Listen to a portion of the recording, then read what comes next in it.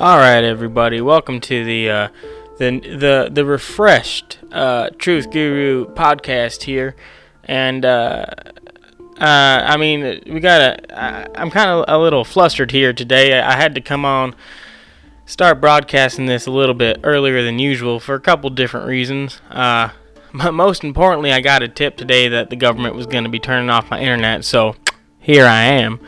But we're going to go ahead and do the show. It might not be an hour today. We'll see about it. But it's going to be a show. That's what matters most, right? It's going to be a show.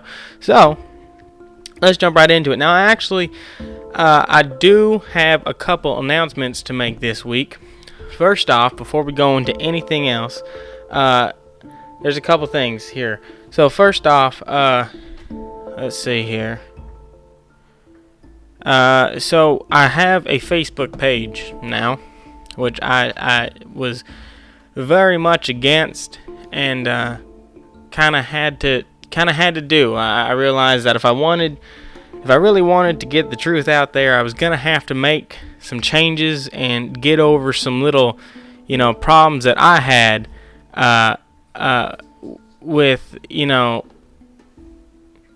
things like this and. With giving out my information and all that stuff. So, basically, this is how it's going to be. I have a Facebook page, and I now have a Patreon. Now, the Patreon I'm struggling with a little bit because I don't like. I don't know. It's just a weird thing to me. It's something I'm going to have to get over. But so you have. The Facebook page is facebook.com/thetruthguru. That's where you're going to find the Facebook page. You're going to find updates, all that fun stuff. And then the Patreon, let me check real quick. I should probably know this stuff about my own websites and everything here. But if I go to Patreon, I believe it's Patreon. Let's see here. Okay. So... let's see. Sorry about this. Just doesn't play too well for radio, I guess. But, okay. So if you go to patreon.com/truthguru, that's patreon.com/truthguru, you can find me there on Patreon. It's a $1 minimum, and that's honestly, I don't want to ask anybody for any more than that. $1 minimum is it's plenty, and don't feel like you have to. First of all, don't feel like you have to give me money, and second of all, don't feel like you got to give me any more than $1. I've according to statistics on this show, I've got just under 100 people listening, and if even half of you gave $1, it'd be more than enough. So don't worry too much about that. But let's see here real quick. So the Facebook, the Patreon, and okay. And if any of you guys use an application on your phones or whatever you guys got called iFunny, I'm on there too. You can find me there on truthguru.net, spelled out truthguru, and then net is my username. Go on there. You can subscribe to me. That's a good place to get updates on stuff. And I also ask a lot of questions on there.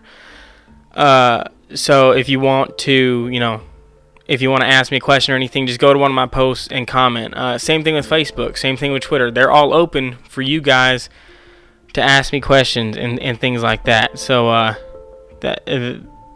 go for it. That's all for you. Let's see here. And I think that's it for the announcements. I'll go back over it again at the end of the broadcast here, but let's go ahead and jump right into it.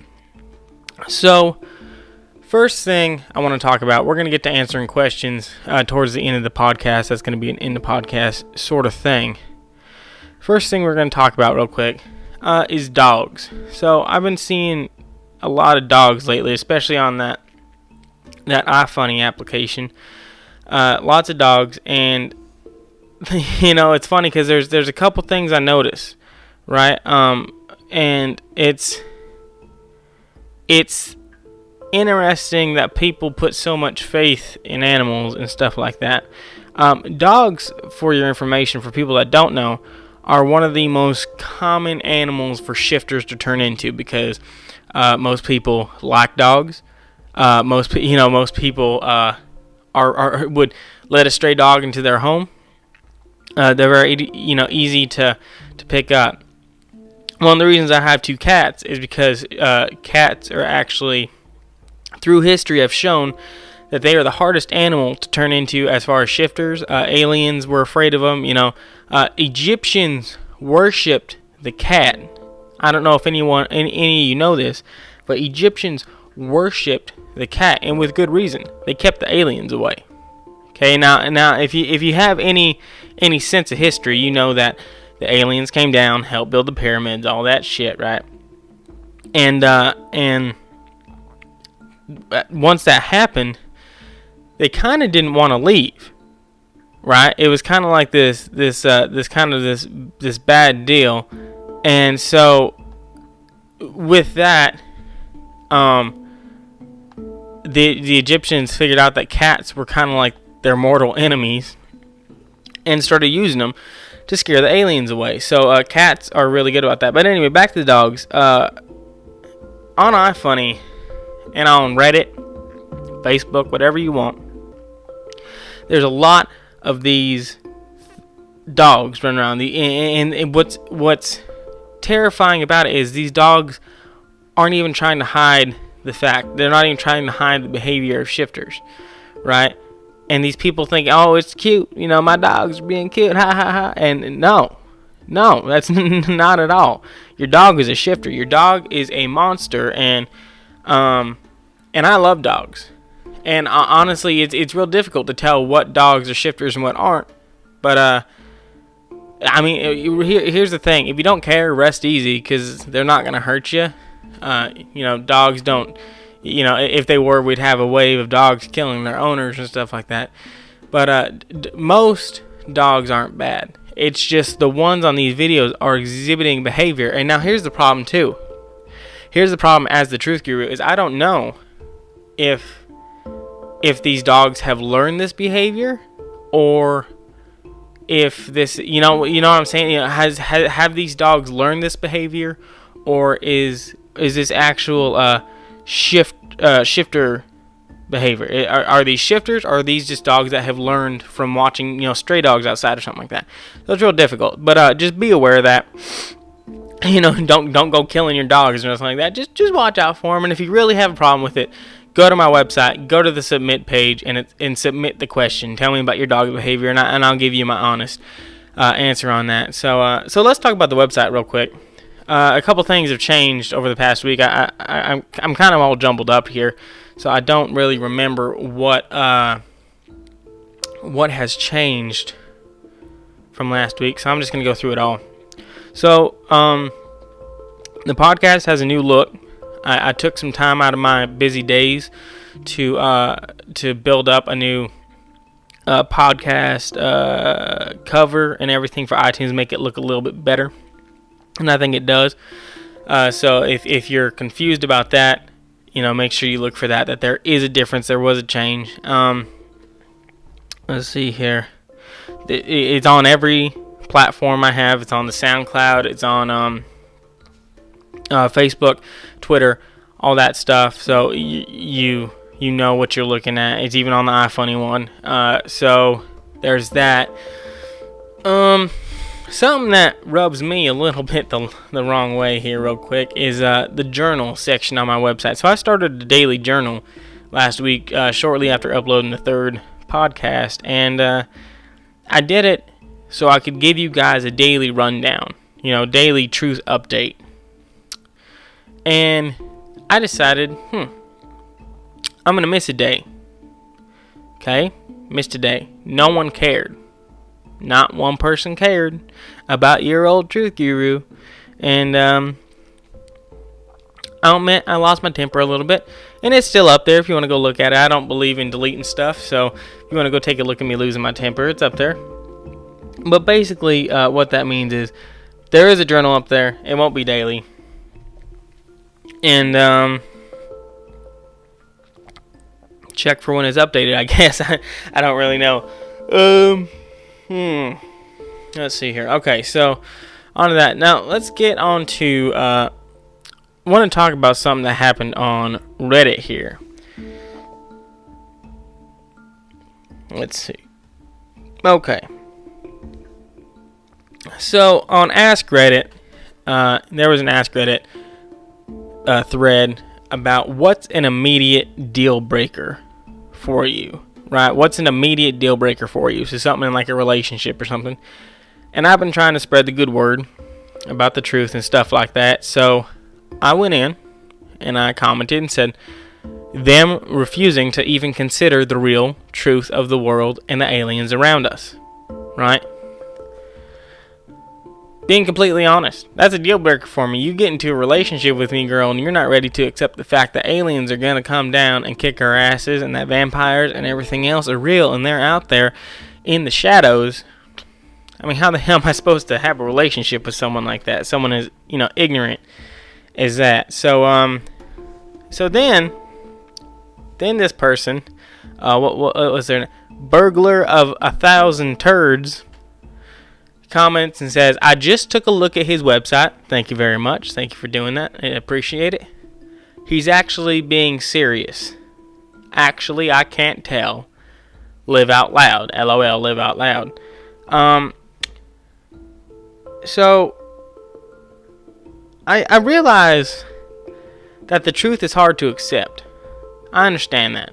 It's hard to accept something as life-changing as as all this. But understand this. This is real. This is the truth. I ain't joking with you folks. This is the real deal. I'm the Truth Guru, and this is the Truth Guru podcast, and I will tell the truth. And so I was going to comment back, and then someone got there before me and said, his name is Jive Turkey, and he says, they put chemicals in our water to turn the frogs gay, and 9/11 suicide pills they forced babies to eat. And you think this is a fucking joke? Now, I'm guessing he's being sarcastic, but there's a couple of things here, and I'll tell you what I responded back with. I said, of course not. That's all ridiculous. Frogs were gay long before they started putting chems in the water. Right, which is true. Everyone knows that. That's pretty common knowledge. But I want to talk about the specific part where he mentions 9/11 suicide pills. 9/11, folks, is not a conspiracy. It was a tragedy, and that's the truth of it. Okay, as a hunter and as someone who actually does something for the world, I look at 9/11 truthers and all that as some very sad people that are hanging on to something for some god awful reason, I don't know what, and it's sad. It's real sad, but I guess that's how the world is. So there's that, right? And so that's my Reddit story for the day, and let's see here real quick. So, in the news, and talking about Trump a little bit, there's a couple worrying things, right? Things, the original rhetoric that I thought was going to go along with his administration, with pushing the walls in and stuff. I still believe that that's happening. I still believe he is building walls on every cardinal direction to push us into city centers, so when the aliens come down, they can assault the populated centers, and the stragglers will become slaves, but everyone else will pretty much be out. They will then terraform the country and proceed to take over the rest of the planet. But there's a couple things here, right? So let's talk about his address to Congress. Most people were pretty happy with it. It was a pretty okay address to Congress. That is a problem, because the more comfortably people... I originally thought that this was going to be a fight, right? I thought that this was going to be a back and forth like a problem. but it hasn't been. It's actually started to go, it originally started that way, and now it has proceeded to go smoother. And the smoother it goes, the bigger of a problem we've got, right? It's a big issue. And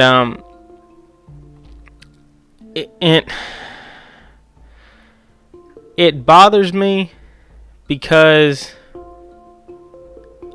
I'm gonna watch my country willingly walk into a plot set forth by alien beings, and I don't want that to happen. But I guess we'll just have to see where it goes from there, But I do want to talk about that plan a little bit more too. Many people over the past few weeks have been getting in my grill about that plan. People I've talked to, people who have listened to the show and tweeted me or Facebooked me or iPhoned, whatever, and tell me how stupid it is. How is he going to move the wall and all this stuff?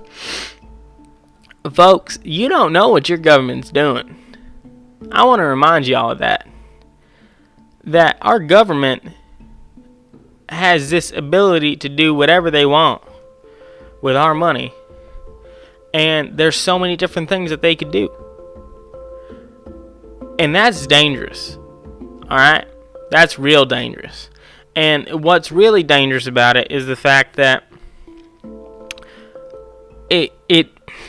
people believe that they can't do certain things. Do you honestly believe that they cannot pick up a wall and move it? They've been doing it for centuries in Asia.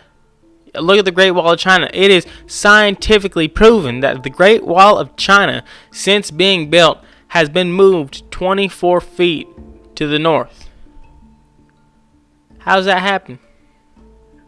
Governments hide things. But I could go on all day and day, about that. But I've got a couple of questions here from our loyal, fun audience, and we're gonna go ahead and talk about that. So let me get into the application here real quick. Okay, and here it is. So question number 1 comes from Just Nutted on iFunny, and it's, what happens when a ghost dies? Does he go and see super death? Oh dear boy, this one's gonna take a little bit to explain. First of all, super death, really? What is super death?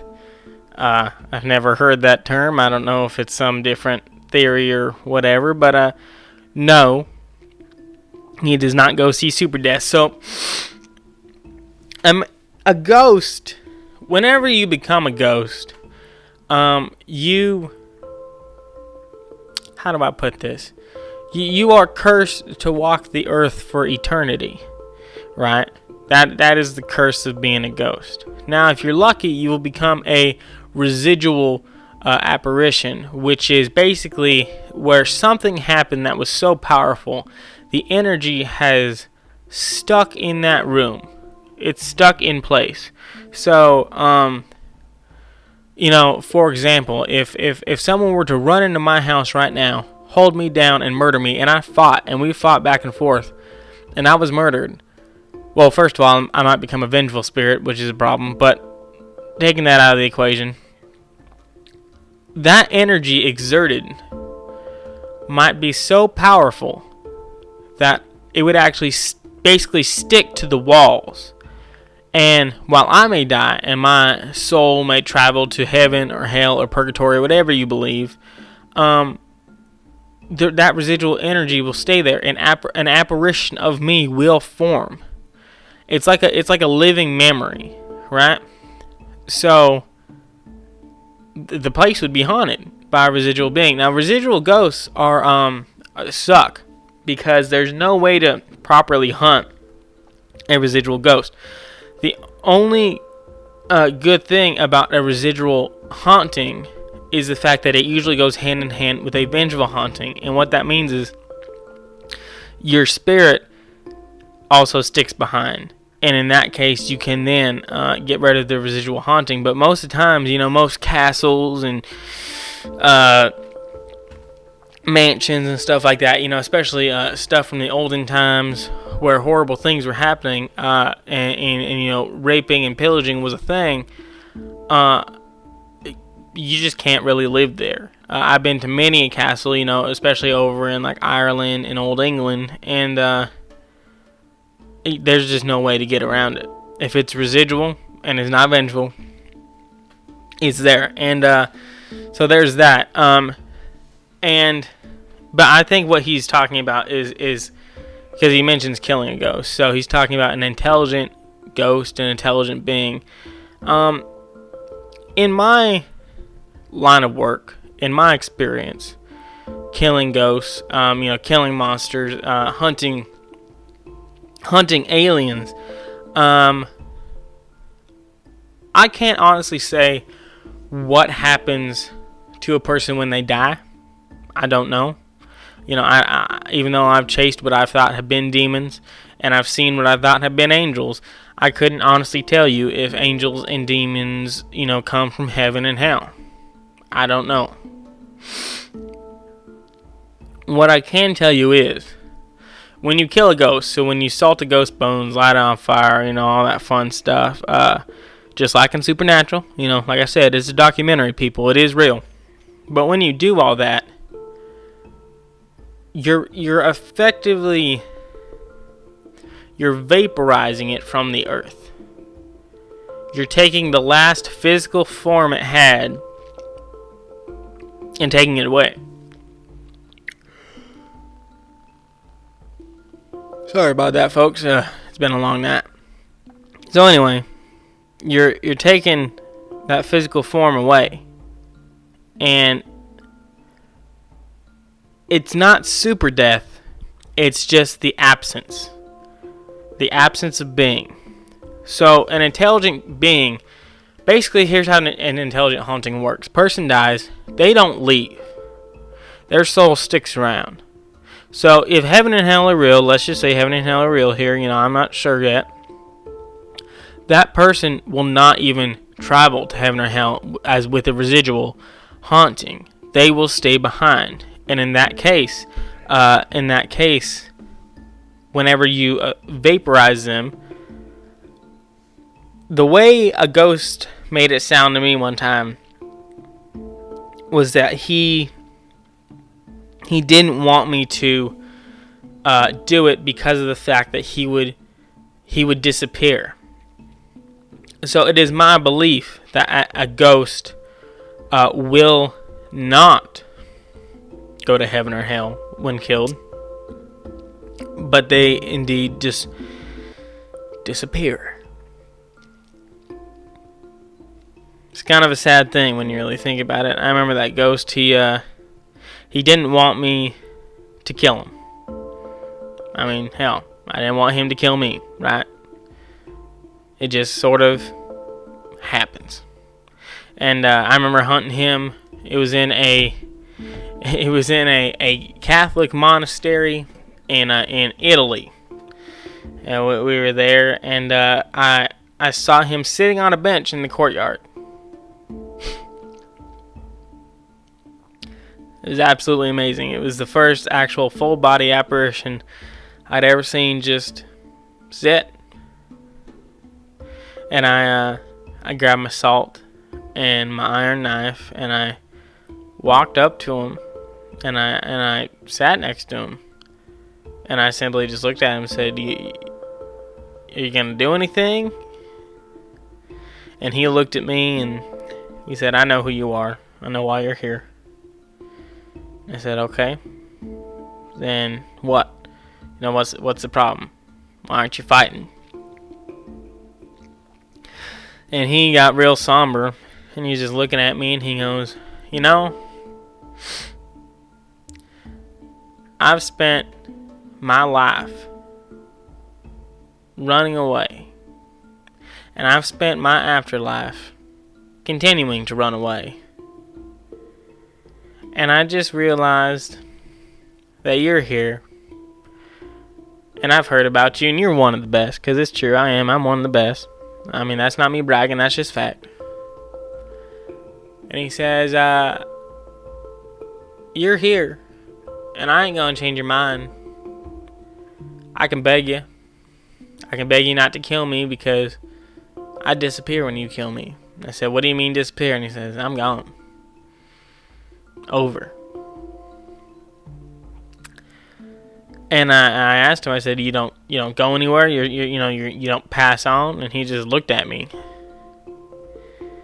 And I said, okay. And I said, well, where are your bones? And he started begging me again, please don't. And I looked at him and I said, you know what I have to do? I'm going to find your bones. You can make this easy, or you can wake up and surprise whenever you're on fire because I found your bones in 2 days. And he once again got real somber like. And he said, okay, and he took me to his bones. So, there's that story for that question. And so no, they don't go to super death. It is my belief that when you kill a ghost, they're done. They had 2 chances basically to live, and they're gone now. So there's that. Okay, let's see here. Okay, question. I'm sorry, folks. I don't know why I keep having trouble talking. I've been feeling a little wonky lately ever since I noticed my shower water started tasting a bit funny. And, with everything that's been going on and Mr. X dying and everything, I think they might be putting something in my water out here. Because I run off well water. It's not off like a city pipeline or anything like that. It is off a water well. And it wouldn't surprise me knowing them. But okay. So question 2 comes from the Lazy Llama. And it says, Guru, hi, big fan. Hello, thank you. And it says, hi, big fan. What is the scariest hunt you've ever been on, and how did it change you as a hunter? What is the scariest hunt I've been on? I've been on a lot of scary hunts, folks. I've lived a life full of fear and darkness, but the scariest hunt... the scariest hunt I've ever been on was... it was in the woods here in Arizona, actually, and I think that's part of the reason why it scared me so much, because I do live in Arizona. I live in the northern woods of Arizona, and knowing that something like this could have been so close to my home and my home base really shook me up a little bit, because it was at the beginning of my hunter's career, and it was the hunting of a Wendigo. Now, for those of you that don't know, a Wendigo is, well, a lot of people would define it differently. Some would say it's a demon, some would say it's a spirit, others would say it's a curse. Let's see here how the internet would define it. Okay, the Wendigo is a cannibal monster or evil spirit. Okay, and this is also one of the reasons why it scared me. I completely forgot about this. It is native to the northern forests of the Atlantic coast. Now, I don't know how your geography class treated you, but Arizona ain't on the Atlantic coast. and so that, I don't know. I've never seen another one. I've never heard another one. I've never hunted another one. It's just been that one Wendigo, and I don't know what caused it to be here. But so basically, what it is it's an old legend, or at least a bunch of hunters thought it was an old legend. You don't see them very often, and they're very, very rare. And the old legend goes that it is a monster that is formed, or a curse that is put on someone when they consume human flesh. And so oftentimes cannibals throughout history, over the course of a few days, sometimes a week or two, would after consuming human flesh for whatever reason, whether it be their own personal preference or survival, starvation, they would start to exhibit signs of turning. And the turn is one of the most painful things written down in the Hunter's Guidebook. And, because it involves the elongation of hands, the body. If you're 5 foot tall, you will suddenly become 7 foot tall. If you're 6 foot tall, you'll suddenly become 8 foot tall. You become skinny, extremely, extremely skinny. Your skin just becomes basically like a Kevlar wrap on your bones, and you get this horrible face, a lot like a vampire's face. You actually look a lot like a vampire, just a little, a little bit bigger. Vampires are smaller, and you also one of the most terrifying things for most people is the fact that you actually lose your genitalia if you are male. You lose your penis, your wing-a-ding, and if you're a female, your breasts shrink down, which makes it, again, that much more difficult to differentiate a female Wendigo from a male Wendigo. So that was one of the scariest times I was on, because of the fact that it was here in Arizona. It was around my home, and the power a Wendigo has to attract you into its cave, its lair, and to bring you in and seal the deal. It's terrifying. We were out there, and I was out there with 3 other hunters who I hunted with all the time here in the western United States, and we decided to split off in groups of two, and out of nowhere, me and this hunter, I won't say his name, but my partner I was with, he looks at me and he goes, "Did you hear that?" And I said, "No." And he goes, I'll call him James. James, one of the other 2 hunters who had split off from us, he goes, "James is screaming."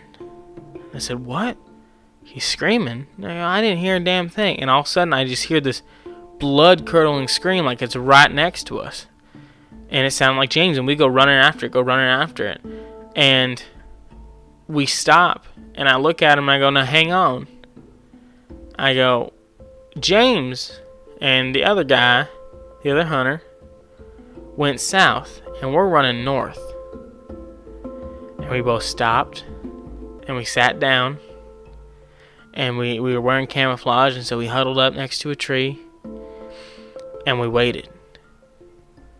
And we sat there, and we waited. Now, interesting thing about Wendigos is they see by movement only. So if you're moving, they're gonna see you. But if you're like sitting up against a tree, and like they have absolutely no depth perception or anything there, they're completely blind to you. They can't smell very well, and they don't taste at all. And so.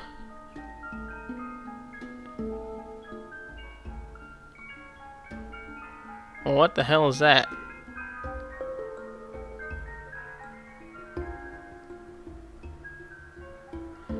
Okay, that was weird. I don't know if you guys just heard that, but I don't know what the fuck that was. That's scary. Okay, I don't know what it is about doing this podcast, but whenever I do it, weird shit starts happening outside the front of my home. And I live out in the middle of nowhere. I feel like Courage the goddamn cowardly dog out here. So anyway, they can't see unless you move. So we sit up against this tree, and we've got these thermal imaging cameras on us. And I see this thing start moving towards us. And it gets bigger and bigger. And I'm looking at him. I'm like, "Hey, man, this thing has got to be at least 9 or 10 feet tall." And he goes, No, you're just seeing it wrong." And next thing I know, it's right up next to us. And the camera is just this bright red blur. And I'm looking at my partner, and he's looking at me, and we're both terrified because this thing is nasty looking. Vampires are scary. Vampires and Wendigos share a lot of the same traits. Full-blooded vampires are scary. Wendigos are fucking horrifying. They smell of rotting flesh. They smell of death. And it's just a horrifying experience. And so I'm sitting there trying not to move, and it gets up and it kind of walks away a little bit. And all of a sudden I hear and it's this awful scream. And what James had done, James and his partner had caught up with us because they had heard the screaming too. But to them it was us. And we were north, so they thought we were actually in trouble. And so they ran all the way up to us. They saw the Wendigo through the thermal imaging cameras, and they shot it with a tether. So it's this sharp projectile that shoots out and has this wrapped cord off the back of it. And they shot it and it wrapped it up, basically, so it couldn't move. And we were trying to figure out how to kill it because we couldn't remember how. And because no one had seen a Wendigo at this point for the better part of 40, 50 years, and hunters don't last that long usually. So it's not like you could just call up your old friend and see, it's not like Supernatural. And we finally decapitated it, we burned its bones, all that stuff. But it was those moments. Sitting there, watching it, sitting right next to it and watching it stare up at us tied up. And the noises it was making. The screaming and the words it was speaking. They were human words. It was English. It was the people that had killed before it. And it was desperately trying to convince us that it was human.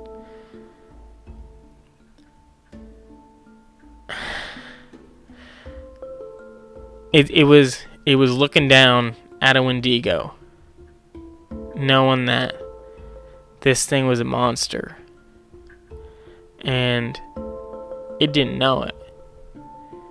Or maybe it did. But maybe the person who used to be was still there inside, and it was desperately trying to get out, desperately trying to get us to save it. But we couldn't. And honestly, killing it was the best thing we could have done for it.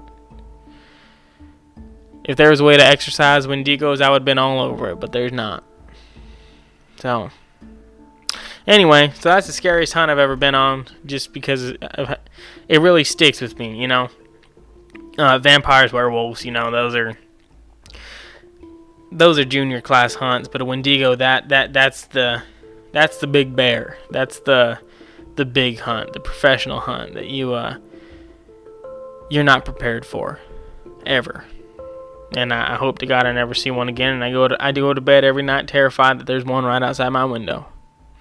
But so anyway, I'm gonna kind of cut the podcast a little bit short tonight. I think 40-45 minutes is pretty good. So let's get into the roll at the end here, where I start to shamelessly plug all the stuff I got for you guys. So obviously, if you want more information, if you want to look up the Daily Journal, announcements, the schedule, if you want to listen to the live broadcast, stuff like that, that is all there. It is all on truthguru.net. Truthguru.net. That is the website. That is the main page for the Truth Guru. The Facebook page, facebook.com/thetruthguru. No spaces or anything. This the Truth Guru. If you want to listen to me do this live on Thursday nights at 7 o'clock. I know I'm a little early tonight, but it's usually 7 o'clock. That is on Mixlr.com. It's Mixlr.com/the-truth-guru. Mixlr.com/the-truth-guru. Or it is on the bottom of my homepage. If you go to my homepage and go to the bottom, there's a little widget there with the live broadcast, so you can listen in there on the live broadcast. Now let's see here real quick. Okay, my Twitter is truth_guru_. It's where you're going to find updates and stuff. iFunny is a good place to find updates. It's got a pretty big community on it. That's why I go to it and use it. On iFunny, my username is truthguru.net. That's truthguru.net. And that is also the same username you can find me on Reddit with. So if you want to mention me on Reddit in an article to have me look at it and talk about it, do that. Let's see here. There is a Patreon, patreon.com/truthguru if you want to donate $1 a month to help the podcast run a little bit. And with that, we can actually branch out and maybe do some other stuff. Go ahead and do that. And let's see here. There is a SoundCloud account if you want to listen on SoundCloud or anything like that. It's all at the bottom of it's on the footer of my website. If you go to my website and scroll all the way down to any page, there's going to be like 6 social buttons or 7 with the Patreon, and you can find all my stuff right there. You don't have to punch in any links or anything like that. So go to truthguru.net for all of that. Also, I'm pretty sure this is new. I don't think I talked about this last week. On truthguru.net, there is now a page called Submit Your ... That is for anybody and everybody. All you have to do is put in a name. Doesn't have to be your real name.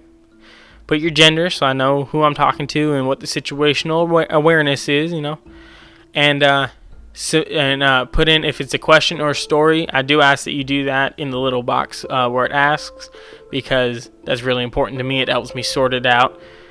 And then type your question or your story. If it's a question, I'll answer it on air like I did today with those 2 questions. And if it is a story, I will go over and analyze it, tell you maybe what happened, what you could have done, or what it is, what it sounds like to me, and the Truth Guru. So if you go to the Truth Guru or truthguru.net, just truthguru.net, and go, I think it's the one right after the home page. If you go to Submit Your, you can do all of that right there. You can also go on iFunny. I have it set up on iFunny.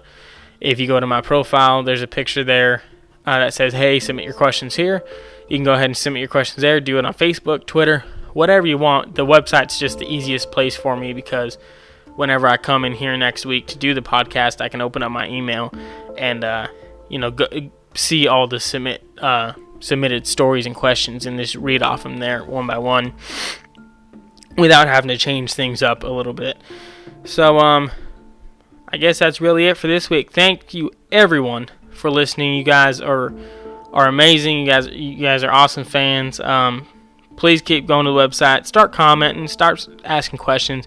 Fan interaction is going to be the basis for this podcast. I can come on here and talk about myself all I want, but I'm relying on you guys to have your questions, because the paranormal and the supernatural are big deals. They are very question heavy things, and I've been through a lot, so I will try to answer the best. I've got books upon books here in my house about ghosts and demons and angels and everything you could think of. So I'm knowledgeable, I'm prepared, and I just want you guys to know that your questions and your stories rest easy here. So thank you for listening, and I'll catch you guys next week.